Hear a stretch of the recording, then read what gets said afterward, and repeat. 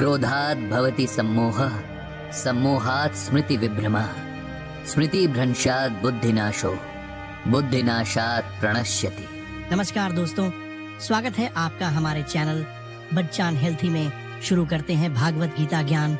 इसमें मिलेंगी आपको जीवन की सारी समस्याओं का समाधान, जीवन की सच्चाई के माध्यम से, बिल्कुल सरल शब्दों में। ब्रजभूषण जी उर्फ पंडित जी ने गीता ज्ञान ब्लॉग जब से लिखना शुरू किया, उनके जीवन में बहुत सारे बदलाव आए हैं। हर बदलाव अच्छा हो ये जरूरी नहीं, लेकिन उनके साथ इस मामले में लगभग सारे बदलाव अच्छे ही हुए हैं। वैसे तो उन्हें बचपन से ही गीता में गहरी दिलचस्पी थी, लेकिन जब से ब्लॉग पर लिखना शुरू किया, तब से असल जिंदगी में इसके प्रयोग को लेकर उन्हें बहुत कुछ सीखने को मिला है, जो कि आप और हम कुकू एफएम पर यहाँ सुन रहे हैं। लेकिन जैसे एक सर्जन जब बीमार होता है, तब अपना ऑपरेशन खुद नहीं कर पाता, नाई अपने बाल खुद नहीं काट पाता, और इससे भी सटीक एक और कहावत कि घर की मुर्गी दाल बराबर होती है, लगभग यही हाल पंडित जी के घर का है। उनकी पत्नी के अलावा उनके घर में 2 बेटे हैं जो अच्छे खासे पढ़े लिखे, समझदार और अच्छी नौकरियों पर हैं। लेकिन जब बात पिता के अनुभव सुनने और उनकी सलाह मानने पर आती है, तब इन्हीं बेटों को अपने पिता की सोच पुराने जमाने की लगने लगती है। एक समय ऐसा आया जब पंडित जी को लगने लगा कि उनके बच्चों को न सिर्फ गीता के ज्ञान जानने, बल्कि अपनी जिंदगी में उतारने की भी सख्त जरूरत है। बात साल 2020 की है, वही साल जब कोरोना महामारी ने पूरी दुनिया को अपने घातक पंजों में जकड़ लिया। पूरी दुनिया इसके डंक से कराह रही थी, क्या अमीर क्या गरीब, हर देश हर व्यक्ति इसके खौफ तले जी रहा था। ऐसा भयानक मंजर शायद हर किसी ने पहली बार देखा था। जो बीमार थे उन्हें बीमारी ने तबाह किया, जो बीमारी से बच भी गए उनके रोजगार खतरे में आ गए। लोगों को घरों में सिमट कर काम करना पड़ा और लगभग हर इंसान का मानसिक स्वास्थ्य किसी न किसी हद तक प्रभावित हुआ। यही हाल शास्त्री जी के घर का भी था।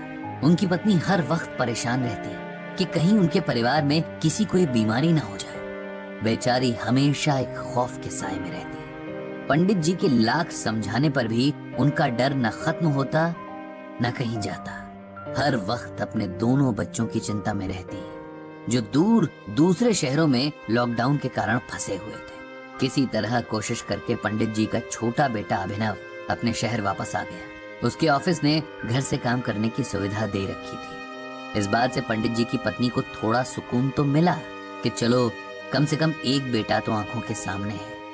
उसके आराम, उसके खान पान का पूरा जिम्मा उसकी माँ ने ऐसे उठाया मानो बेटा ना हो, कोई वीआईपी घर पे ठहरा हो। इधर पंडित जी का इनबॉक्स लोगों के सवालों, दर्द भरी कहानियों से भरा रहने लगा। कोई किसी अपने के चले जाने के गम में खुद को और अपने परिवार को संभालने की सलाह मांगता, तो कोई दिमाग की शांति के उपाय तलाशता हुआ उनके इनबॉक्स में दस्तक देता।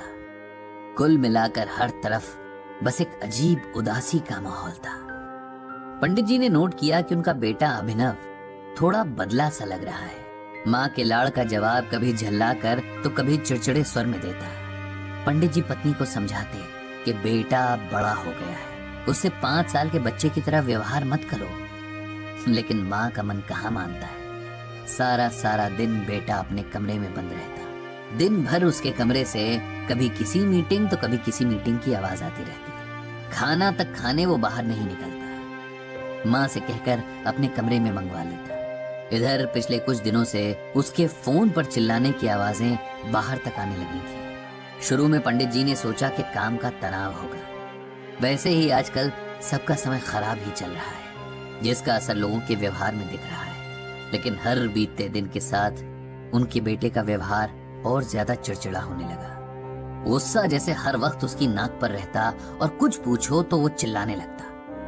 पंडित जी ने कई बार बेटे से बात करने की, उसे समझाने की कोशिश की, लेकिन वो भी बेकार हो गई। एक दिन तो हद ही हो गई, जब पहले तो बेटे के कमरे से फोन पर चिल्लाने की और फिर कमरे की चीजें पटकने की आवाजें आने लगी। पंडित जी और उनकी पत्नी ने दरवाजा खटखटाया, लेकिन बेटे ने उन्हें चिल्लाकर उसके मामलों से दूर रहने को कहा। बेचारे करते भी तो क्या। बड़े बेटे से फोन पर यह परेशानी बांटी तो उसने भी यही कहा कि आजकल हर कोई परेशान है। नौकरियां खतरे में हैं, खुद को सबसे बेहतर साबित करने का ऐसा दबाव है कि लोग इसे संभाल नहीं पा रहे। उसे थोड़ा समय दीजिए, वो खुद ही ठीक हो जाएगा। एक रात जब पंडित जी पानी पीने किचन तक आए तो उन्होंने अभिनव के कमरे की लाइट जली देखी। यूं ही झांक कर देखा तो उनका लाडला बेटा घुटनों में सर दिए रो रहा है। उनसे बर्दाश्त नहीं हुआ और वो तुरंत अंदर चले गए। बेटे के सर पर हाथ फेरकर पूछा कि क्या हुआ, वो ठीक तो है? अपने पिता के प्यार से छूने से अभिनव को जाने क्या महसूस हुआ। वो फफक फफक कर रो पड़ा। पंडित जी ने उसे सीने से लगा लिया। बेटे का ये हाल देखकर उनका कलेजा मुंह को आ गया। थोड़ी देर में सामान्य होकर अभिनव बोला, मेरे गुस्से ने सब खराब कर दिया पापा। पता नहीं मुझे क्या हो गया है। जब भी मेरे नीचे काम करने वालों से छोटी सी गलती हो जाती है, मुझसे बर्दाश्त नहीं होता। मुझे गुस्से के मारे होश ही नहीं रहता और मैं भूल जाता हूँ कि हम सब इंसान हैं। सब बुरे दौर से गुजर रहे हैं। ऐसे में अगर किसी ने जाने अनजाने गलतियां कर भी दी तो उसे नजरअंदाज कर देना चाहिए। आप ही बताओ पापा, मैं क्या करूं?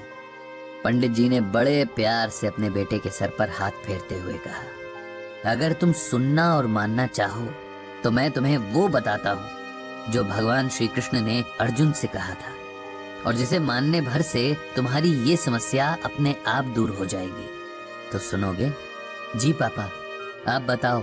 मैं पूरी कोशिश करूंगा कि आपकी हर बात को समझूं और उसे अमल में लाऊं, अभिनव ने कहा।